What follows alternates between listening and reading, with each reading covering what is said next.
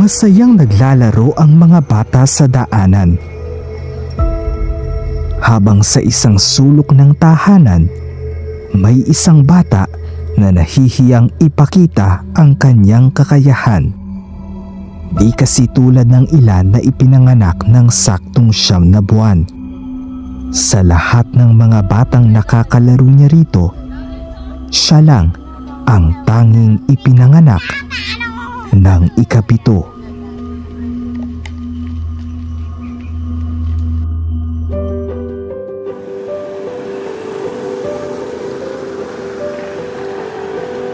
Dito sa Bagong Sikat, nakilala namin si Aling Marites. Kamusta naman po kayo, Nay, ngayon? Ayos naman. Mabuti naman. Nasaan po yung anak niyo po si Andre? Dito rin namin nakilala si Andre, isang premature na bata na ipinanganak ng hindi sakto sa buwan.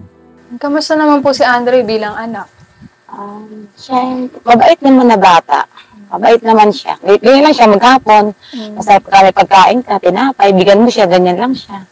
Tapos pagka laro ng cellphone, pagdating ng gabi, kakakainin mo, tulog na siya. Kinabukasan ulit, gano'n lang din siya. Diyan lang umiikot ang maghapon niya. Sa buong maghapon, nandito lang sila sa kanilang bahay. At kung minsan, nasa bukid naman sila. Sanay mo sa ganito na kung parang minsan sa bukid kami kasi wala siya kalaro doon, tapos dito kami napunta. Okay naman, minsan mga bata din sa kami, lilipatan siya. Hindi gaanong malaki ang kinikita nila sa pagpapalay at pag-harvester. Siyempre, parang hirap kami hindi naman sa totoling hirap na hirap. Kaya lang, kumbaga parang sinusuportahan pa rin ako ng kapatid ko dahil sa ganito kumumuhay na.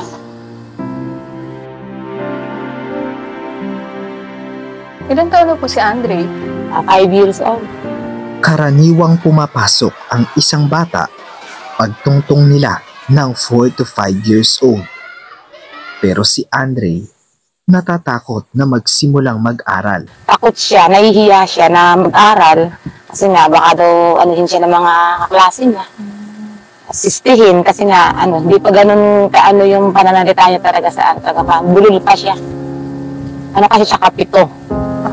Ayon sa National Center for Biotechnology Information, 80% ang survival rate para sa mga ipinanganak ng 28 to 30 weeks. Ayun, sa awa naman ng Diyos, nabuhay. Kaya, ayan siya ngayon. At base sa World Health Organization noong 2020, tinatayang 13.4 milyon na sanggol ang isinilang ng masyadong maaga. At noong 2019, 900,000 ang namatay dahil sa mga komplikasyon ng preterm na panganganak. Ang mga batang nakakaranas nito ay maaaring mahirapan sa pagkain ng kanin, tulad na lang ng nangyayari kay Andre. Sanay mo sa ganito na kung parang minsan sa bukid kami kasi wala siya kalaro doon, tapos dito kami napunta. Okay naman, minsan mga bata din sa kami, lilipatan siya.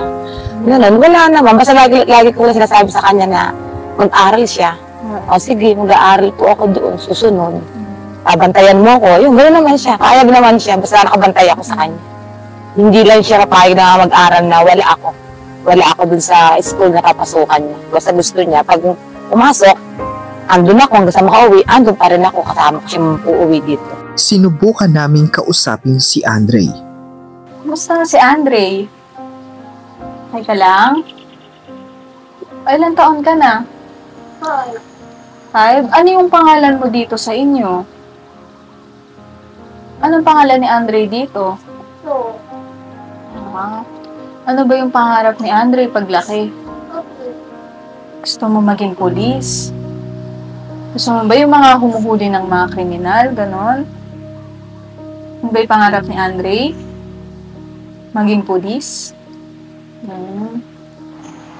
Pag ba pinapaliguan ka ni Dada, may nararamdaman ka ba? May masakit pa sa'yo? Meron ka bang nararamdaman pag pinapaliguan ka ni Dada? Ganun.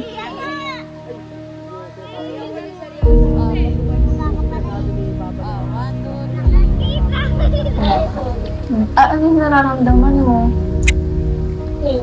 Ha? Ano yung masakit? Saan? Dito? Dito masakit?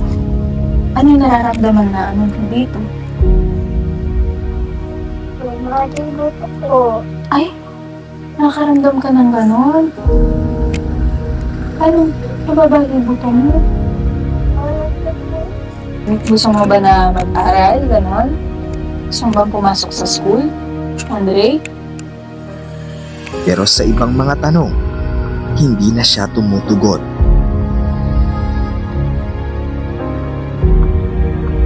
Sa kanya naman pong kalusugan. Sa kalusugan niya, lagi sa akin dinadaing yung ano niya, yung sa singit niya. Wala naman siya sugat. Masakit daw yung gano'n. Tapos pag paliliguan ko siya, dinadaing niya yun. Pag naanuhan ko ng sabon, nahihiluan ko ng ginko. Lagi siya, sabi niya masakit, aray, gano'n. Sabi ko nga, wala ka naman sugat. Sabi ko, dapat ka ako, nagkakaroon ng kulari, di ba may sugat sa ako. Ayun, yun ang nararamdaman niya lagi sa singit. Nakaka-apekto po ba to sa financial niyo po? Dahil nga, ayan, may iniinda po siya, gano'n. Oo, syempre, di ba? Kahit naman sa talagang nakakaano talaga. Unang-una, syempre, may nag-aaral akong anak na 2 at isa college, di ba? Tapos siya, na yung pang-araw-araw namin. Hindi naman ganun kamo na, sabi ko nga ganyan, kung makakaroon ako ng pagkakataon siguro na talagang gusto ko siya ipa-check up.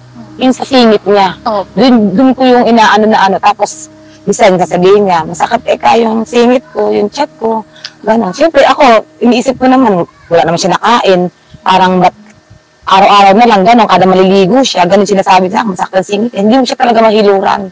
Yung talagang mahawakan mo siya talaga, talagang dinadaing na talaga yun. Yung sabi ko, wala ka naman sugat bakit ka ako yan? Pero sa tingin niyo po, Nay, meron pong kumbaga konektado po yung dahil nga po 7 buwan. Oo, siguro. Parang ganun. Hindi nang inaano ko siguro nga ako ganun. Naka-epekto sa kanya yung hindi, yung kapito nga lang siya, di ba?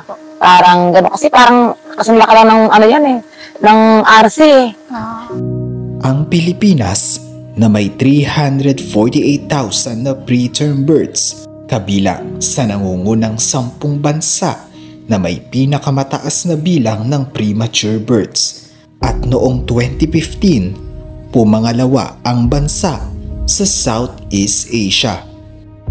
Ayon kay Anthony Bell, isang neonatologist sa Amita Health Medical Group, so premature babies can have a number of problems. The majority of the babies will have issues relating to breathing and feeding. The smaller the baby is, or the more premature the baby is, every system in that baby's body is immature. From the brain, to the kidneys, to the liver, to the intestinal tract. And they can have unique and life-threatening problems with each one of those systems. In particular, infection is a big problem in the very tiny premature infants. Ay, tingnan ka ako natin yan kung ano yung masakit mo kasi. Di ba? Para malaman ko din, di ba? Hindi ako, kasi ang hirap pang hula Hulaan mo sa araw-araw, paliliguan mo siya, ganun sinasabi niya. Sabihin niya, nahihilo ko. Kasi parang di ko alam, di ba? Parang nag-aalala rin ako sa gabi na bakit ganun yung, tulad kahapon, sabi niya, nahihilo ko, sobrang sakit ng ulo ko. O, di ba? Yung mga madalas niya po na... Oo, yun na lagi yung sinasabi talaga sa akin. Sa araw-araw yun. O hindi yung singit niya, yung tiyan niya. O kaya sabi niya, nahihilo ko. Pero wala naman po kayo na, ba, nabibigay po na gamot o lagi niya lang po din naiinom? Wala, hindi ko siya pinaiinom ng gamot kasi ang hirap pa inumin ng gamot kung hindi mo naman alam kung ano yung gamot na paiinom mo sa kanya, di ba? Kaya sabi ko nga, papacheck up ko siya ng Monday dito sa May St. Luke. Siyempre doon, may mga kakayahan namin kasi doon walang bayad, di ba? Libre. Kung sa dadalhin namin sa kung parang hindi pa namin kaya at lalo na nga ngayon, dumarating kami sa, meron kaming mga bago kami naglipat na umahon dito, ang laking pagsubok na bago kang dumating sa buhay namin. As in talagang walang-wala kami nung umahon kami dito na nagkaroon kami siguro ng patinding problema na hindi ko ini-expect na darating sa buhay namin yun. Kaya sabi ko, sa Monday nga, dadaling siya sa St. Luke para malaman ko kung ano yung gamot na pwede kong ipainom sa kanya, sa nararamdaman niya, para malaman ko kasi ang hirap manghula, di ba? O sabi niya lagi, sakit ang ulo ko, nahihilo ko, ganun sinasabi niya lagi sa akin. Sa ano, wala naman siyang lagnat, wala naman ano yun ang iniisip ko, di ba? Hindi man naging maganda ang simula ng buhay niya sa kabila ng sakit at problema na meron siya. Hindi mo makikita sa kanyang muka na may mabigat siyang dinadala. Bukod kay Andre, marami pang mga tao ang may problema sa kalusugan. Kung sana'y binigyang pansin ito, sana'y nabigyan ng lunas at hindi nagkaganito ang mga tao sa ating mundo.